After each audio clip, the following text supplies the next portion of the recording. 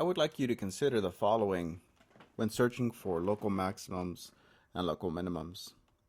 So here we have a graph. It's a paraboloid opening downwards, and just by eyeballing it, it's really clear that this guy is going to have a local maximum right there.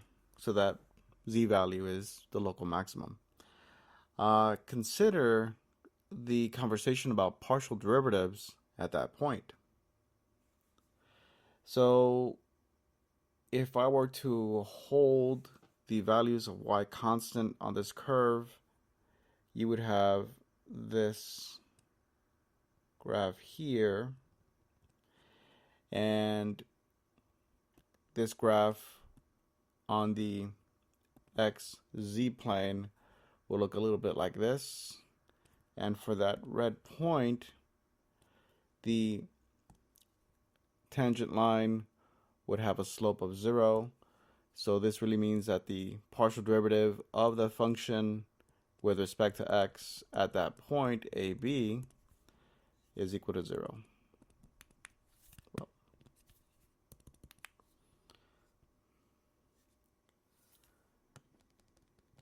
at that same point, we can talk about holding the x's constant, and then you would have this curve here,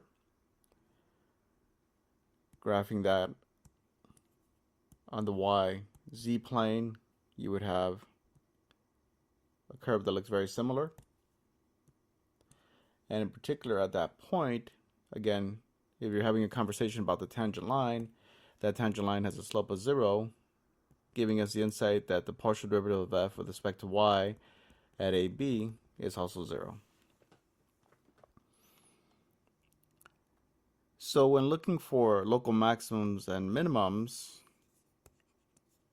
we should maybe look into when our partial derivatives are 0.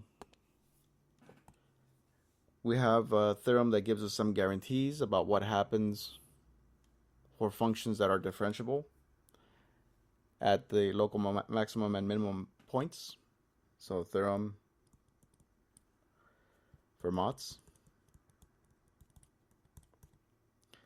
So Fermat's theorem says the following. Suppose that f of x has a local maximum or a local minimum at AB.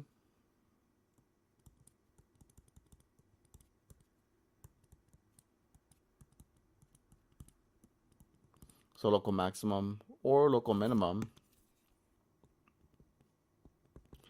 at AB. And suppose that the partial derivatives exist.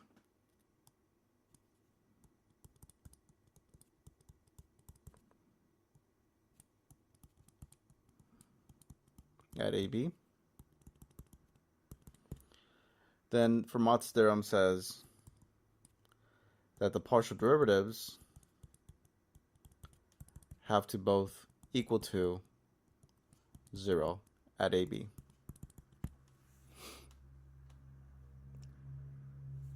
So if your function has a local maximum or minimum and the partial derivatives exist, then those partial derivatives have to both be equal to 0. But is the converse true? If the partial derivatives are 0, do you necessarily have a local maximum or minimum?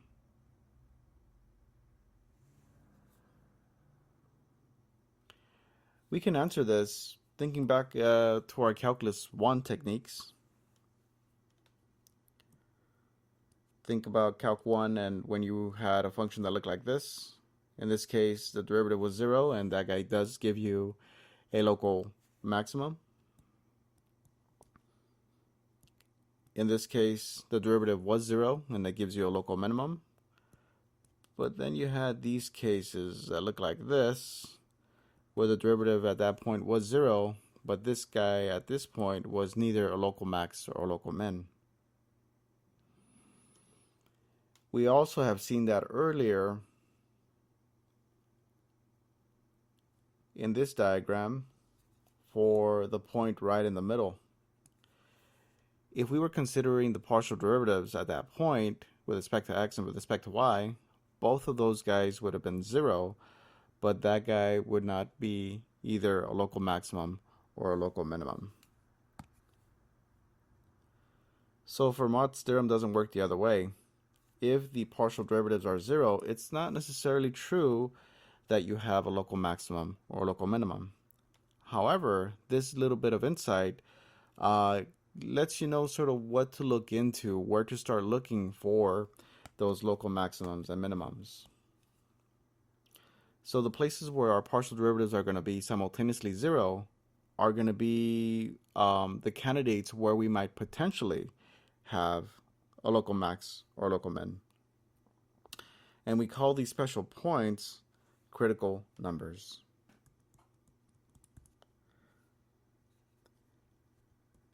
A comma b is a critical number of f of xy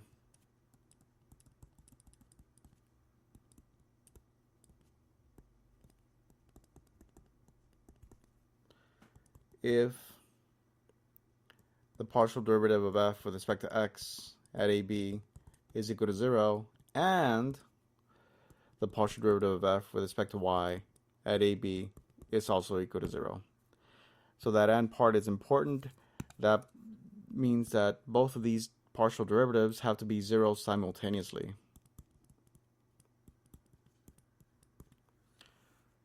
So both have to be 0 at the same time.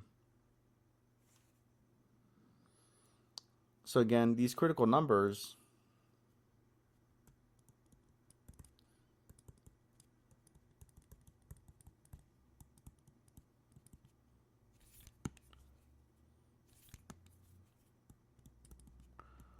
are the candidates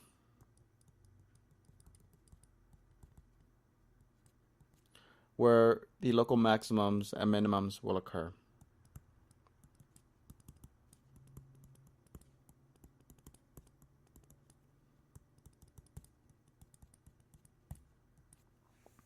They're not guaranteed to be local maximums or minimums. We would have to do a little bit of analysis to figure out whether they go in one direction or the other.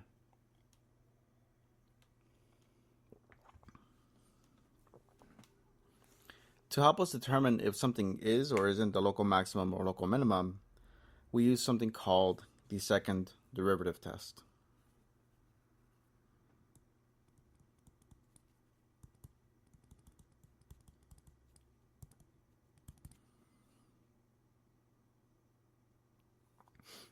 So suppose that we found the a and b where the partial derivative with respect to x is equal to 0 and the partial derivative with respect to y is equal to 0.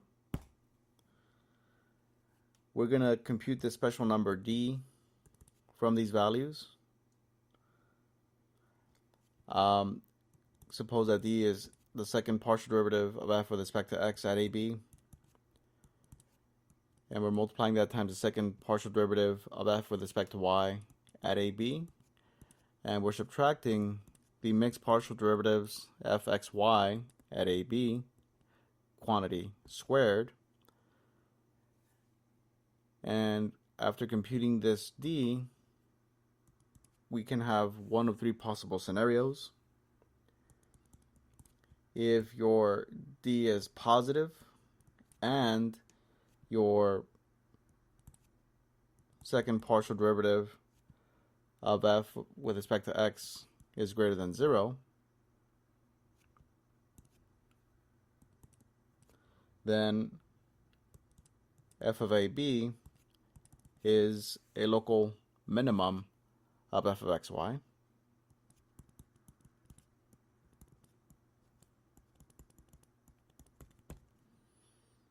Two, if d is greater than 0 and the second partial derivative is less than 0,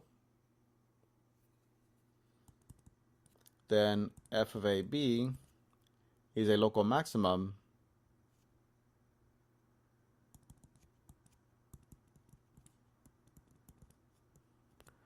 of f of xy. And 3, if d is less than 0,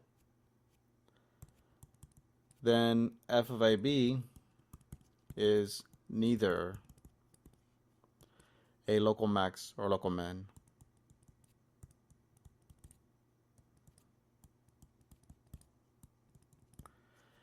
In this case, we say that you have a saddle point.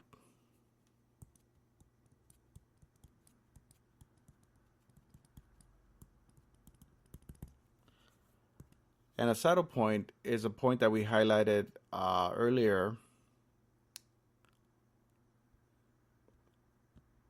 in the surface here, where the point is neither the biggest nor the smallest z value when compared to its neighbors.